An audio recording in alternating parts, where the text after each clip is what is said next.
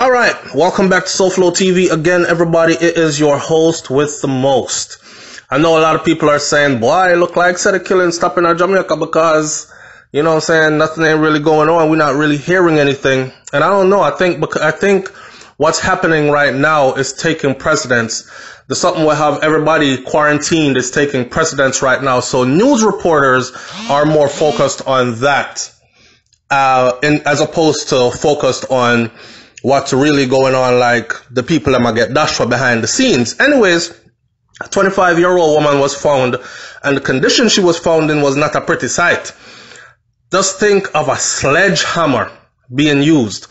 Now, I must tell you that this seems to be another domestic violence issue because people who are in the area said that they saw her boyfriend or her man leaving the vicinity or leaving the area, leaving the house at some wee hours of the morning under a hurry mission thing. So in other words, people see him then. So the body of a female was found in a house with the head bashed in and a rope around her neck in Admiral Town in the Kingston Western Police Division on Saturday. Face was bashed in, rope around her neck. I'm being told that he actually used the sledgehammer to beat in her face. You can imagine that? Imagine the rage this individual must have been carrying. I wish she do so. A sledgehammer? People, if you're privileged enough to be around a sledgehammer, I want you to go pick up the sledgehammer and feel the weight of a sledgehammer. Now imagine a man swinging a sledgehammer into a woman's face, and she's very small in stature as well, you know. So, mash up the woman's face. We were also told from people that were in that vicinity that the way how she mash up, they couldn't even recognize her just by looking at her. Like the face gone completely. Before I even go any further, I'm going to say we've been doing this for a while now, and I've been trying to tell my audience members for a while, the females them, some of the man them that you females are choosing, you know from day one what you're choosing. But you just convince yourself somehow that, yeah, he's a violent person, but I like it like that. I like my man them tuggy, and I like it until he gets tuggy with you, until he gets violent with you. You understand? You see the violent streak in the man and you still take him on and make it into a whole relationship thing. So I don't need to stay far from them man that you guys are choosing, because you females are choosing these men and they're bringing you to your demise. Plain and simple like that.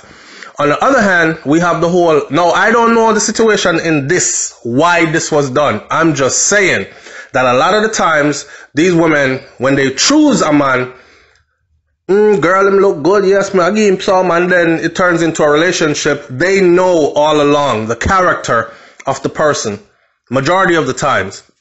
Anyhow, the deceased has been identified as 25-year-old Tavia Taylor of Torrington Park.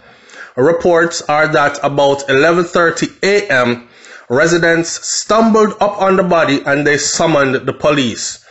On their arrival, law enforcement found Taylor lying on a bed with a wound to her face and a rope tied around her neck. A sledgehammer was also found close to the bed. The gruesome discovery has left residents in the area in shock and anger. I know them kind of reporting here how them say stuff like at 11:30 a.m. residents stumbled upon the body. Now the body was on a bed. How do residents of a community stumble upon what the body did up on the bed and the bed did outside? I don't get it. But anyhow, forget the wording of the story. As the story broke, that was what was told. So police from Denham Town has since launched an investigation into the discovery, and detectives are appealing to anyone who has information concerning this to contact the Denham Town police or just simply call 119 or get to your nearest police station and help them to figure out what just happened. Yasso. Boy, it don't look good. I don't think there's any slowdown in sight for the whole domestic violence issue thing. Not until we are able maybe we can fix the generations to come. Okay, you know, they have a saying that says if you're gonna bend a tree, if you're gonna bend a tree, you want to bend that tree from the tree is young, right? That way the tree will grow upright. As the tree gets bigger, the bark get thicker. But imagine trying to bend an old tree. More than likely not gonna happen. So in other words, then those horses have already ran through that gate, and we can't reach who don't want to be reached. You understand? And that's where we're at with this. Leave your comments in the comment section below. Tell me what you think about this one. And if you know anything, if you're from the area and you know anything, you're familiar with the couple or familiar with her and why she might have ended up in this situation at such a young age, share that with us too. All right. Normally we talk about domestic violence surrounding these issues. We use these videos to make a point more times, to do some teaching more times. But it gets mundane after a while. You know what I'm saying? It's like preaching to the choir, they say. It's like talking to people who already know. People say, SouFLo, you not tell them nothing new. Them girl, them know who them a choose already. And for whatever reason they choose who they choose. You ain't telling them nothing new. And you not tell them money or nothing new either. Because them just stay like that same way them beat up them last woman until she finally escaped. And then them find a next one to beat up again, and then she become victim, so on and so forth. So you ain't saving nobody with these long speeches. I've been told that. But I've also been told, SouFLo, thank you so much. I was praying this morning about my situation because I'm in a similar situation. A long time I want left a boy and I left and I come back and something I said this not right.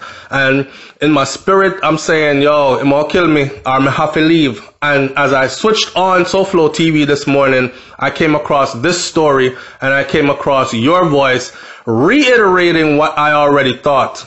This was my confirmation.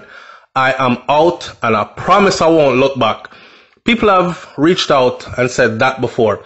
And I hope situations like these make you, if you're going through this, make you look at it and say, you know what?